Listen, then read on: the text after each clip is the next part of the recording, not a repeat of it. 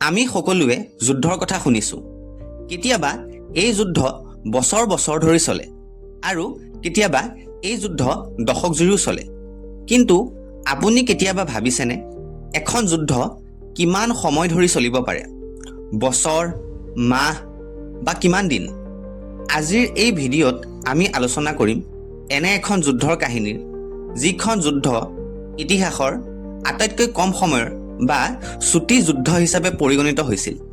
এই যুদ্ধ মাত্ৰ ৩৮ মিনিট ধৰি চলিছিল। হয়, আপুনি ঠিকেই শুনিছে, কেৱল মাত্ৰ ৩৮ মিনিট। এই যুদ্ধৰ নাম হৈছে এংলো-জেঞ্জিবাৰ ৱাৰ। ১৮৯৬ চনৰ সময় আফ্ৰিকাৰ এখন সৰু কিন্তু গুৰুত্বপূৰ্ণ দেশ আছিল জেঞ্জিবাৰ। এই অঞ্চলটো বাণিজ্যৰ বাবে বহুত গুৰুত্বপূৰ্ণ আছিল, বিশেষকৈ স্লেভ আৰু মছলা বাণিজ্যৰ বাবে। এই সময়ছোৱাত ইউনাইটেড কিংডমে আফ্ৰিকাৰ বহু অঞ্চলত নিজৰ প্ৰভাৱ বিস্তাৰ কৰিছিল। একেদৰে জেঞ্জিবাৰতো ইউকেৰ শাসনাধীষ্ঠ আছিল। এই জেঞ্জিবাৰত এজন চুলতান বা শাসক আছিল, যিজন ব্ৰিটিছৰ সৈতে চুক্তিৰ জৰিয়তে শাসন কৰিছিল। অৰ্থাৎ চুলতানজন থাকিলেও কিন্তু আচল শক্তি ব্ৰিটিছৰ হাততেই আছিল। ১৮৯৬ চনৰ ২৫ আগষ্টৰ সময় জেঞ্জিবাৰৰ শাসক হামাদ বিন থোৱাইনিৰ হঠাতে মৃত্যু হয়। এই ঘটনাই ৰাজনৈতিক সংকটৰ সৃষ্টি কৰিলে, কাৰণ ব্ৰিটিছে বিচাৰিছিল এজন নিজৰ পচন্দৰ শাসক থকাটো। কিন্তু সেই সময়ত আন এজন ব্যক্তি খালিদ বিন বাৰগাছে কোনো অনুমতি অবিহনে নিজেই নিজক চুলতান বুলি ঘোষণা কৰিছিল। এই ঘটনাটো ব্ৰিটিছৰ বাবে এটা ডাঙৰ চেলেঞ্জত পৰিণত হৈছিল, কাৰণ তেওঁলোকে জেঞ্জিবাৰত নিজৰ নিয়ন্ত্ৰণ হেৰুৱাব বিচৰা নাছিল।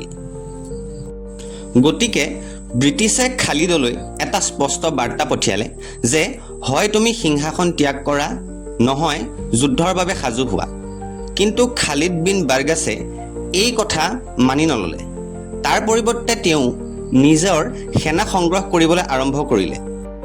তেওঁ প্ৰায় ২৮০০ সৈন্য, কিছুমান তোপ আৰু এটা ৰাজপ্ৰসাদ নিজৰ সুৰক্ষাৰ বাবে তৈয়াৰ কৰি ল'লে। আনফালে ব্ৰিটিছে নিজৰ নৌসেনা সাজু কৰিলে। ব্ৰিটিছে যুদ্ধ জাহাজৰ সৈতে জেঞ্জিবাৰৰ উপকূলত স্থান ল'লে আৰু এই যুদ্ধ আৰম্ভ হ'বলৈ প্ৰায় সাজু হৈছিল। ১৮৯৬ চনৰ ২৬ আগষ্ট তাৰিখত ব্ৰিটিছে ৯ বজালৈ তেওঁক আত্মসমৰ্পণ কৰাৰ সময়সীমা বান্ধি দিলে, কিন্তু খালিদে আত্মসমৰ্পণ নকৰিলে। পুৱা ঠিক ৯ বজাৰ পাছত ব্ৰিটিছৰ যুদ্ধজাহাজসমূহে গুলীবৰ্ষণ আৰম্ভ কৰিলে আৰু জেঞ্জিবাৰৰ ৰাজপ্ৰসাদত তোপৰ গুলী পৰিবলৈ ধৰিলে। খালিদৰ সেনাবাহিনীয়ে ইয়াক প্ৰতিৰোধ কৰিবলৈ চেষ্টা কৰিলে যদিও ব্ৰিটিছৰ আধুনিক অস্ত্ৰ শস্ত্ৰৰ আগত তেওঁলোক যথেষ্ট দুৰ্বল আছিল আৰু কেৱল মাত্ৰ কেইমিনিটমানৰ ভিতৰতে ৰাজপ্ৰসাদটো ধ্বংস হৈ গৈছিল। পুৱা প্ৰায় ৯ বজাৰ পৰা আৰম্ভ হোৱা এই যুদ্ধ ৯:৩৮ শেষ হৈ গৈছিল। অৰ্থাৎ এই যুদ্ধ ৩৮ মিনিট চলিছিল। এই যুদ্ধ ইতিহাসৰ আটাইতকৈ চুটি যুদ্ধ হিচাপে গিনিজ বুক অফ ৱৰ্ল্ড ৰেকৰ্ডত লিপিবদ্ধ কৰা হৈছে। ইয়াৰ পাছৰ পৰ্যায়ত খালিদ বিন বাৰগাছ পলাই গৈ জাৰ্মান দূতাবাসত আশ্ৰয় লৈছিল। জেঞ্জিবাৰৰ বহু লোক নিহত তথা আঘাতপ্ৰাপ্ত হ'ল। আনফালে ব্ৰিটিছৰ এই যুদ্ধত ক্ষতি প্ৰায় নাছিল বুলিয়েই ক'ব পাৰি। এই যুদ্ধৰ পাছত ব্ৰিটিছে নিজৰ পচন্দৰ চুলতান হমদ বিন মহম্মদক সিংহাসনত বহুৱালে। এই ঘটনাই দেখুৱালে যে ব্ৰিটিছ সাম্ৰাজ্যৰ শক্তি কিমান আছিল। জেঞ্জিবাৰ পাছলৈ সম্পূৰ্ণভাৱে ব্ৰিটিছৰ নিয়ন্ত্ৰণলৈ আহি পৰে। এই যুদ্ধৰ কিছুমান আশ্চৰ্যকৰ তথ্য হৈছে: ১. এইখন ইতিহাসৰ আটাইতকৈ চুটি যুদ্ধ। ২. এই যুদ্ধ কেৱল ৩৮ মিনিট চলিছিল। ৩. এই যুদ্ধত ব্ৰিটিছৰ ক্ষতি প্ৰায় শূন্য আছিল। ৪. জেঞ্জিবাৰৰ বহু সৈন্য নিহত হৈছিল। ৫. এটা ৰাজনৈতিক সিদ্ধান্তই যুদ্ধ আৰম্ভ কৰিছিল। গতিকে এই ঘটনা আমাৰ বাবে এটা ডাঙৰ শিক্ষা।